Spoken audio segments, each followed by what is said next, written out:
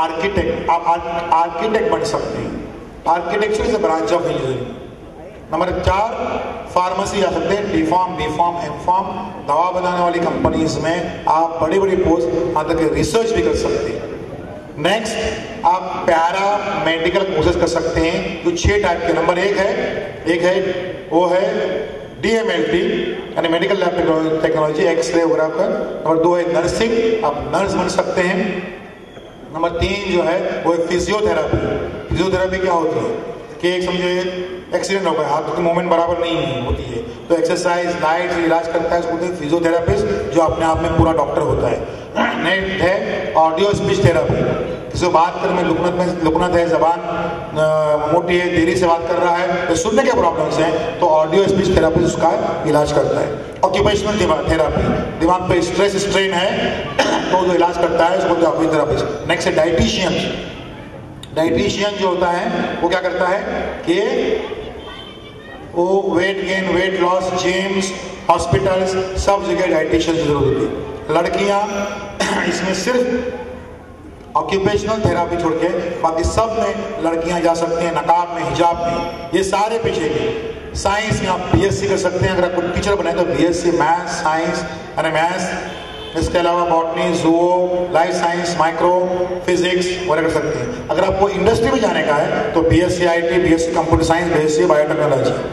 Commerce में 12th के बाद में लड़के लोग कॉमर्स में 12th के बाद में होटल मैनेजमेंट एंड कैटरिंग का कोर्स कर सकते हैं लड़के लोग। ये कोर्स करने से पहले कसम खाएं कि वो सिर्फ सऊदी अरब और कुवैत में जाकर ही जॉब करेंगे, क्योंकि 2 मुल्क ऐसे हैं जहां पर होटल इंडस्ट्री से लगी बाकी बुराइयां नहीं हैं, बाकी सब जगह पर जो हैं वो बुराइयां हैं। खाली लड़कियों पे ये आयत नहीं होता कि दीन के दायरे में रहते हुए तालीम हासिल करें, रोजी रोटी, लड़कों पे भी वही कानून है कि दीन के दायरे में रहते हुए हलाल रोजी ही उनको कमाने की है। नंबर 3 और वो है BBA। आप बन सकते हैं छोटे मोटे ऑफिसर बन सकते हैं। BMM bachelor of mass media करके आप जो है वो अखबारात और टीवी के न्यूज चैनल्स, उसमें आपको जॉब मिल सकते हैं। जो हमारे लड़के बच्चे जो मीडिया में जा रहे हैं वो सिर्फ जॉब के लिए जाएं, 40,000 की जॉब मिलेगा आपको, तो उसके में जाए। मीडिया में इस्लाम के ताल्लुक से जो जो गलत फहमियाँ उसको दूर करें। आप एंकर बने हुए हैं, वहाँ कोई आए पैनलिस्ट और बोले कि इस्लाम का ताल्लुक दहशतगर्दी से, आप कह दीजिए, रोक दीजिए, नहीं। इस्लाम जो है इसमें एक वाहिद कुरान वाहिद किताब है जो कहती है सूरह माइदा सूरह 5:32 में कि किसी एक बेगुनाह का कत्ल यानी पूरी इंसानियत का कत्ल है। ये कहने वाली है कि किताब है। आप वहाँ रोक सकते हैं। मीडिया में खाली पैसे के लिए चाहिए, आप दीन का काम भी वहाँ पर कर सकते हैं। BCom कर सकते हैं, BCom के बाद में आप CA कर सकते हैं और CA का एग्जाम देकर CPT, IPCC फाइनल में CA बन सकते हैं। ICWA, CFA, company secretary. Common arts में भी लगभग वही कर सकते हैं। आ जाइए आखिरी हिस्से की तरफ 1 मिनट में, और वो है BA, BCom, PSC के बाद क्या। नंबर 1 B.Ed करके आप टीचर बन सकते हैं। B.Ed करके आप टीचर बन सकते हैं। टीचर बनने के जो भी आ रहे हैं टीचिंग की फील्ड में, फिर टीचर किसे कहते हैं सुन लीजिए कि टीचर की डेफिनेशन क्या है। तुलबा की, स्टूडेंट्स की, तुलबा की जिंदगियों के चिराग में तेल बनकर जलने का नाम टीचर है।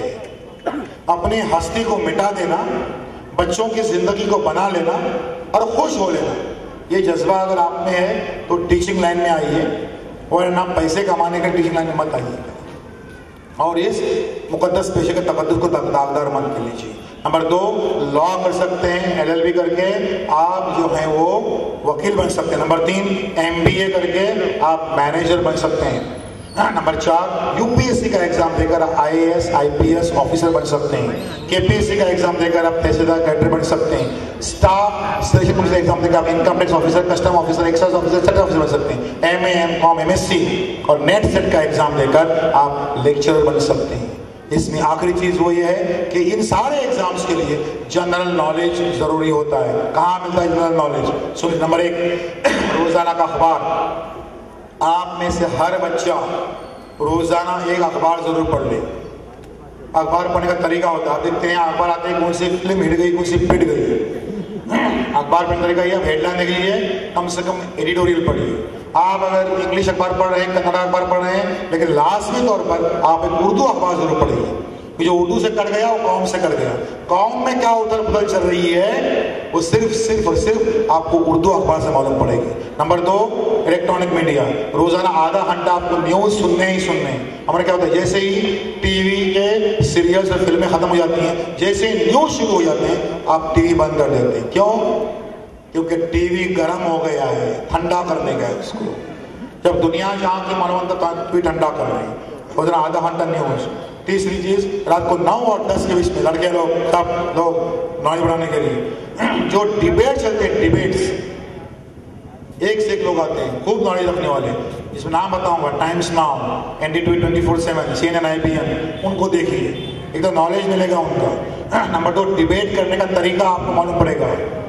और नंबर 3 ये कि उससे इंग्लिश आपको इंप्रूव होती है। डायरेक्ट आप CNN, BBC मत जाइए, ये इंडियन चैनल्स से इंग्लिश आपकी इंप्रूव हो सकती है। जनरल नॉलेज का आखिरी तरीका ये है कि आप जनरल नॉलेज की बुक्स 50 रुपए से लेकर 1000 रुपए की बुक मार्केट में है। आप डायरेक्ट 1000 रुपए की बुक मत खरीदिए, पहले 50 रुपए की बुक खरीदिए। उसमें क्या पढ़ लीजिए कि उसमें जो है कैपिटल्स, करेंसीज, ये वो सब पढ़िए, बाजू में रख लीजिए। फिर वो इज व्हाट इज व्हाट है, ऐसा होते होते लास्ट में 1000 रुपए की बुक है टाटा बैंकरों की, वो लीजिए और उससे जनरल नॉलेज आप इंप्रूव कर लीजिए।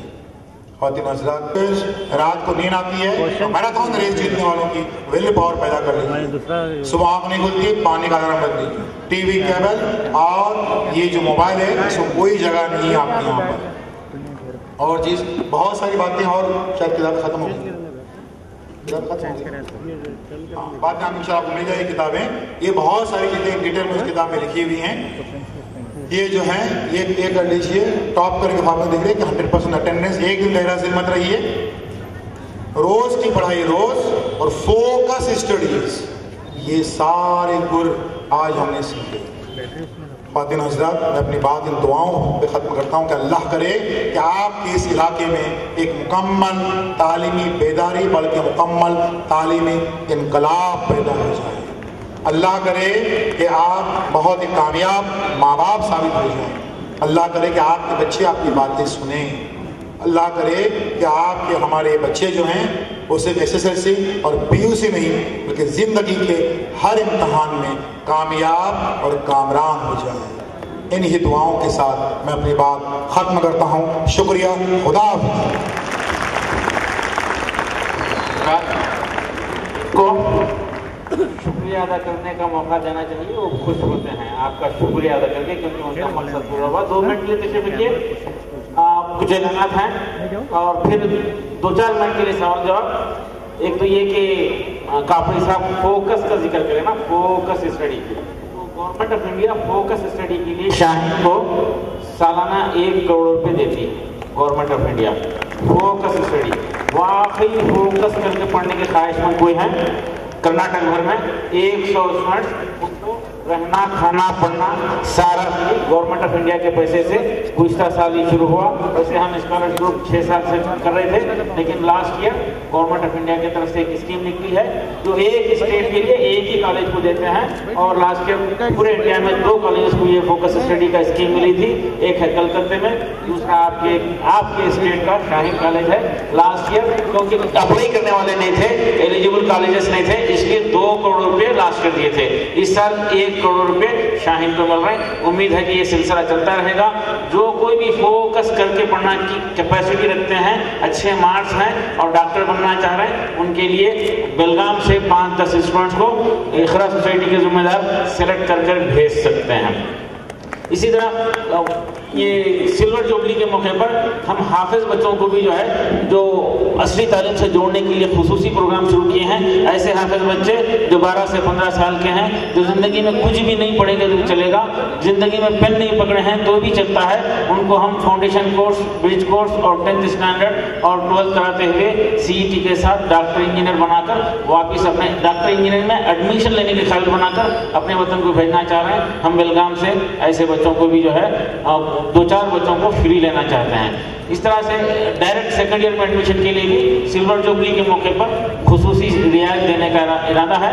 और चूँकि किताबें जो है कुछ होशियार लोग, दूरंदेश लोग बैठे बैठे यहाँ पर छोटे बच्चों को भेज के किताबें खरीद लिए, किताबें ख़त्म हो गई हैं। हम 200-400-500 लोग, हम 500 किताबें इकरा सोसाइटी के ऑफिस में, दफ्तर में भेजने वाले हैं इंशाल्लाह। आप लोग 1 हफ्ते के अंदर अंदर ज़रूर किताब लीजिए। ये किताब जो है आपके घर में होना चाहिए ताकि आप उस पर नज़र डालें, उसका भरपूर फ़ायदा उठाएँ। मुंतज़िमीन की ख्वाहिश है, अगर आप लोगों के जहन में कोई भी सवाल है तो 2-4 मिनट के लिए सवाल कर सकते हैं। सवाल जवाब का सेशन होगा, उसके बाद में शुक्रिया के बाद आप लोग यहाँ से रवाना होंगे। मेरी तरफ से, शाहीन इंतज़ामिया की तरफ से, शाहीन फैमिली की तरफ से, बीदर की आवाम की तरफ से आप तमाम का शुक्रिया।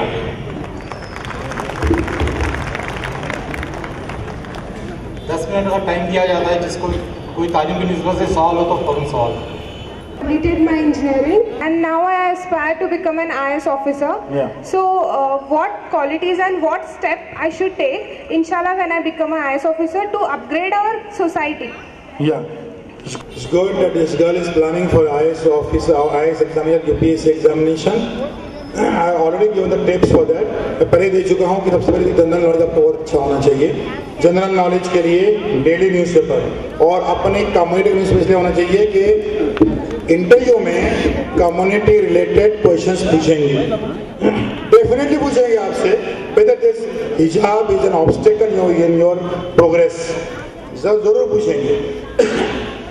Why the boys from the community they are going towards terrorism, this that, तो इसलिए आपको कम्युनिटी के न्यूज़ पूरे होना चाहिए। तो डेली न्यूज़पेपर आपको उर्दू का भी मालूम होना चाहिए। नेक्स्ट ये कि आपको जो है जनरल नॉलेज के बुक्स बहुत रिफ़र करने के हैं। जनरल नॉलेज के बुक्स जैसे टाटा मैक्रो मैंने कहा, वो बहुत इंपॉर्टेंट बुक्स हैं। आप सिलेक्ट कर लीजिएगा आपका मेन कौन सा सब्जेक्ट है।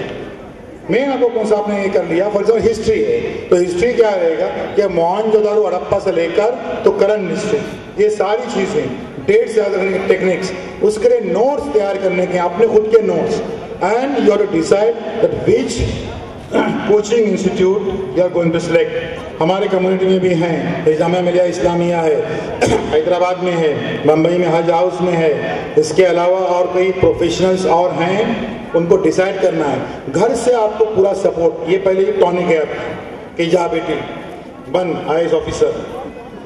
और बहुत जोरदार तालियां इस बच्ची के लिए, बहुत जोरदार तालियां कि IAS ऑफिसर बनने का मतलब ये होता है कि हमारी कौम की तकदीर जो है वो समझ सकती है इंशाअल्लाह। इतना बड़ा इसका फर्क पड़ता है। तो ये इस मुल्क की पॉलिसी जो है उसमें आप हिस्सा लेते हैं, तो फोकस करके उसको नोट्स बनाने हैं, आपके खुद के नोट्स, और बिल्कुल हड़बड़ाहट के बगैर आपको प्रिपरेशन करने का है। बुक्स कौन से जो सीनियर को स्टूडेंट्स होंगे, और वो जो कोचिंग क्लासेस वाले जो रहते हैं, जो ट्रेनिंग देते हैं, वो बिल्कुल वेल इक्विप्ड रहते हैं, उनके पास रहता है, वो बिल्कुल समंदर में डूब के मोती लेके आते हैं कि भाई ये क्वेश्चंस बहुत इंपॉर्टेंट है, ये दौर इसको ऐसे पूछ सकते हैं, ये कर सकते हैं। इसको आपको प्रिपेयर रहना है और पूरा कॉन्फिडेंट रहना है, स्पेशली इन इंटरव्यू। समझ गए? All the best for you. Next question. Boys don't have a question. Myself Alchin, studying in second year science. I was planning to go for dietetics after my second year. Going for Dietetics and nutrition. and dietitian. Okay. So what is the scope for dietetics and nutrition in India? It's a very good scope. ये लड़कियों की field भी है, dietitian और इसका nutrition उसका जो है ना वो बहुत ही स्कोप है। इसमें क्या है, आज वेट गेन वेट लॉस एक बहुत बड़ा बिजनेस बन गया है। जो सिंसियरली कर रहे हैं वो भी कामयाब हैं, जो बिजनेस बनाए हैं बड़े बड़े ऐड देकर वो छोड़िए, लेकिन जिम्स, नर्सिंग होम्स, इसके अलावा हॉस्पिटल्स, सब जगह पर, और वहाँ से लेकर देखो वेट गेन वेट लॉस का ही नहीं, तो वहाँ से लेकर तो छोटे छोटे मरीज से लेकर बड़े बड़े मरीज जो ICU में हैं, वहाँ पर हर जगह पर जो है वो डाइटिशियन की ज़रूरत पड़ती है। और लड़कियों की ये फील्ड है, इसका बहुत अच्छा स्कोप है, फॉरेन कंट्री जाने की ज़रूरत नहीं है, इंडिया में भी इसका बहुत ही अच्छा स्कोप है। नेक्स्ट, जल्दी फास्ट जल्दी पूछ सकते हैं, इंशाल्लाह जवाब दिया जाएगा इसको, कोई भी पूरे हिंदुस्तान के किसी भी कोर्स के ताल्लुक से कोई भी सवाल पूछना हो तो आप पूछ सकते हैं, या आपके स्टडीज़ के प्रॉब्लम्स, या पेरेंट्स हो सकते हैं बच्चों के प्रॉब्लम्स उसके ताल्लुक से। सर, सर मेरा क्वेश्चन है कि एग्जाम्स के डर को कैसे रोकना चाहिए? एग्जाम क्या है? एग्जाम को डर कैसा निकालना? एग्जाम का डर, खौफ। आपके आप जो किताब मेरी है उसमें लिखा हुआ है कि टेंशन, उसका जवाब है एक्शन। तो टेंशन क्या है, एक्शन कैसे ली जाए? एग्जाम का डर एक फोबिया होता है, खौफ होता है, एक शैतानी ख्याल है, सब भूल चुका हूँ, कुछ भी नहीं, ये नहीं तो वगैरह नहीं। टेंशन इंसान ने लेना कि नहीं लेना? बिल्कुल लेना। लेकिन टेंशन दो किस्म का होता है, एक होता है नेगेटिव टेंशन, होता है पॉजिटिव टेंशन। नेगेटिव टेंशन क्या है? ये पढ़ूँ, वो पढ़ूँ, वो पढ़ूँ, क्या पढ़ूँ, सो जाओ, सब भूल से सब, ये नेगेटिव टेंशन है। एक्शन इसमें कुछ भी नहीं है। पॉजिटिव टेंशन, हाँ ठीक है, 8 दिन बाकी है और 8 सब्जेक्ट्स, ठीक है, कुछ तो होगा, ये सोचते हुए आप ये कर रहे हैं। जब आप पढ़े हिस्ट्री, ज्योग्राफी और नहीं सोच रहे, फोकस उसके बारे में कर रहे हैं। आपको मालूम है कि 8 इस दिन में ये 8 जो सब्जेक्ट्स हैं उसकी पूरी तैयारी नहीं होगी, कुछ तो होगा और आप पढ़ रहे हैं। देखो, उसके डर से आप टेंशन अपने सर पे लाद के सो गए, क्या फायदा उसका? कुछ भी नहीं। 50% 60% बिलियों में एग्जाम की रात में 75 to 80% मुकम्मल तैयारी अच्छे से होती ही होती है।